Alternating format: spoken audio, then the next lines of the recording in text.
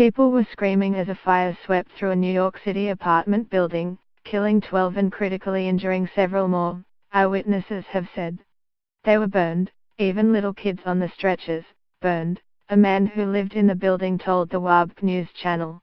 Another resident of the building in the Bronx added, "By the time I got downstairs the fire had already escalated from one apartment to two, almost to three. All I see is a bunch of kids in the fire escape, so obviously they were waiting for the firemen to save them, but in order for them to do that they have to put the fire out." Another woman who witnessed the blaze told the BBC, "People were screaming fire. Help! Fire help! We knew there was trouble." Among the victims include a 1-year-old child, Mayor Bill de Blasio said. "Tonight in the Bronx we've seen the worst fire tragedy in at least a quarter of a century," Mayor wrote on Twitter. "It is unspeakable, and families have been torn apart." Around 170 firefighters helped bring the fire, one of the deadliest in the city since 87 people were killed at a social club fire in the Bronx in 1990, under control. New York City Fire Commissioner Daniel Negro said people died on various floors of the apartment, ranging in age from 1 to over 50. Afghan women mourn inside a hospital compound after a suicide attack in Kabul, Afghanistan.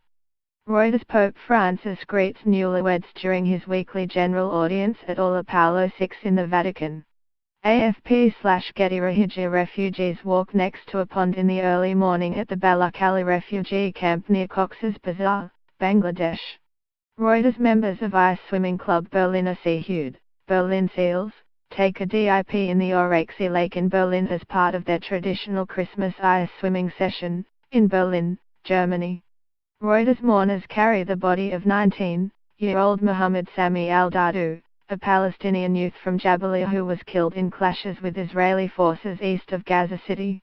AFP/Getty policemen evacuate a baby after the Cagayan River swelled caused by heavy rains brought by tropical storm Tembai.